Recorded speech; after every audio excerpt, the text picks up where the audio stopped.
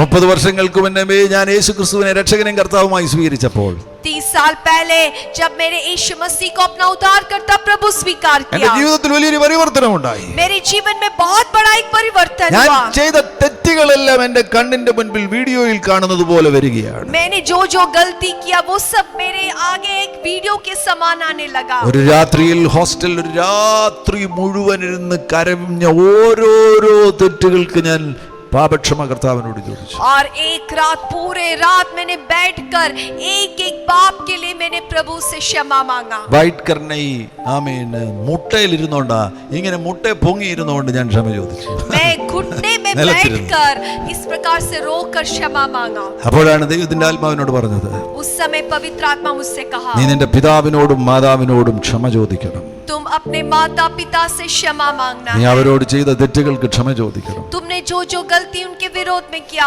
क्षमा എന്നെ मांगना കേൾക്കുന്ന है। യൗവനക്കാരോട് ഞാൻ പറയുകയാണ്, मुझे सुनने वाले जवान मैं आपसे कहना चाहता हूँ, നിന്റെ പപ്പായും മമ്മിയും അറിയാതെ നീ എന്തൊക്കെ കുരുത്തക്കേടുകളാ കാണിക്കുന്നത്?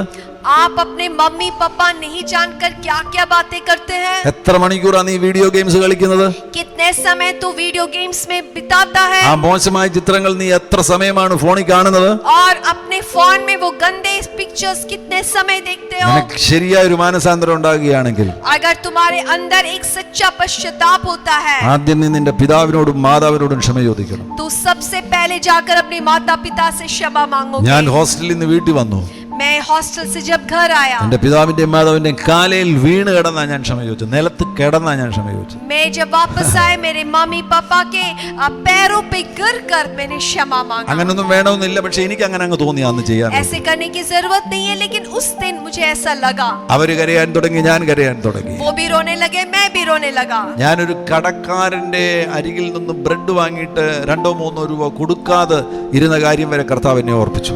और मुझे तब प्रभु ने याद दिलाया, एक बेकरी में मैंने ब्रेड खरीदा था, उसको 2 या 3 रुपए मुझे वापस देना था, वो तक पवित्र आत्मा ने याद दिलाया। ഞാൻ ആ കടക്കാരന്റെ അരികിൽ ചെന്നു, मैं वो दुकानदार के पास गया, അയാൾക്ക് ഞാൻ ഒരു 2 രൂപ കൊടുത്തിട്ട് പറഞ്ഞു, मैंने उनको 2 रुपया दिया और कहा, 3 വർഷങ്ങൾക്ക് മുമ്പ് ഞാൻ കൊടുത്തിട്ട് ബ്രെഡ് മേടിച്ചിരുന്നു, 2 രൂപ തരാനുണ്ടായിരുന്നു, അതങ്ങ് തിരികെയാണെന്ന് പറഞ്ഞു. तो बोला कि मैं 3 साल पहले आपके दुकान से ब्रेड खरीदा था, आपको 2 रुपया वापस देना था, वो 2 रुपया है। അയക്ക് എന്നെ അറിയാം, അയാളിങ്ങനെ കണ്ണു പിടിച്ചു നോക്കിയിട്ട് അയക്ക് തോന്നി ഇവൻ എന്തെങ്കിലും സംഭവിച്ചോ, എന്തെങ്കിലും മാനസിക രോഗമാണോ എന്ന് തോന്നി. तो वो दुकानदार वो मुझे अच्छी तरीके से जानता था, वो मुझे ऐसा देख रहा है, ये कहीं पागल तो नहीं हो गया। ഞാൻ പറഞ്ഞു മാനസിക രോഗമല്ല, മാനസാന്തരമാണെന്ന് പറഞ്ഞു. तो मैंने बोला कि मैं पागल नहीं हूँ, लेकिन मेरे जीवन में पश्चाताप हुआ है। ഞാൻ ഒരാളോട് 2500 രൂപ ചതിച്ചു വാങ്ങിയിരുന്നു. मैं एक आदमी को धोखा देकर 2500 रुपये मैंने लिया था। എന്റെ ഒരു കൂട്ടുകാരനോട് തന്നെയാണ്. मेरे एक दोस्त से लिया ആ था। സമയത്ത് എനിക്ക് രാഷ്ട്രീയ പ്രവർത്തനം ഉണ്ടായിരുന്നു. उस समय मैं पॉलिटिक्स में था। ഞാൻ ഒരു കാര്യം ചെയ്തു കൊടുക്കാമെന്ന് പറഞ്ഞ് അവന്റെ വക്കിൽ നിന്ന് 2500 രൂപ മേടിച്ചു. ചെയ്തു കൊടുത്തില്ല, അവനെ ഞാൻ കബളിപ്പിച്ചു. और मैंने उससे कहा कि मैं तुम्हारे लिए काम करूंगा कर ये पैसा लिया, लेकिन उसके लिए वो काम नहीं किया।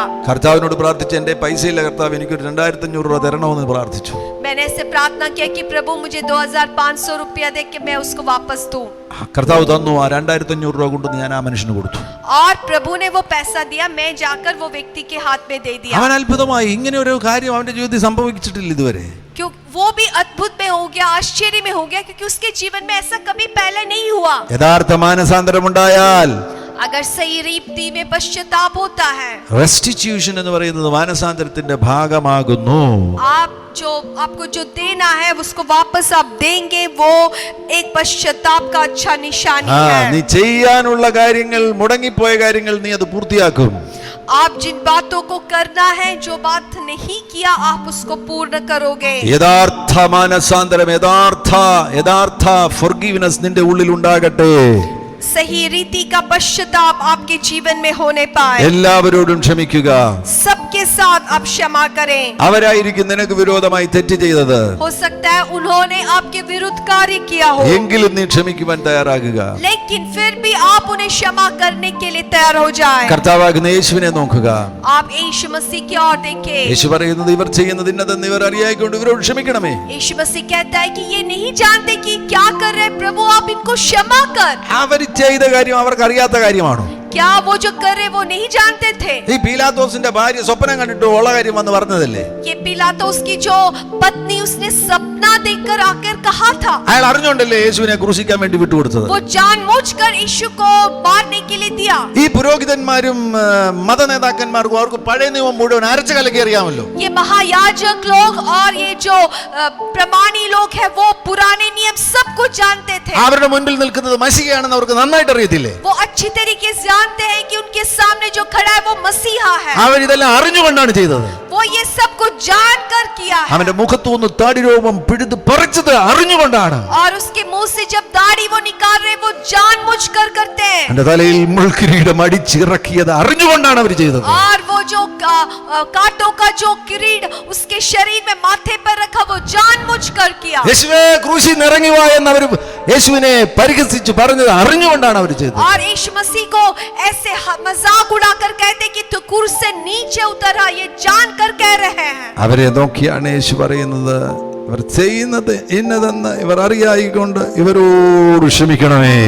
ऐसे लोगों को देखकर यीशु मसीह कहता है कि प्रभु ये क्या कर रहे ये नहीं जानते, इन्हें आप क्षमा कर।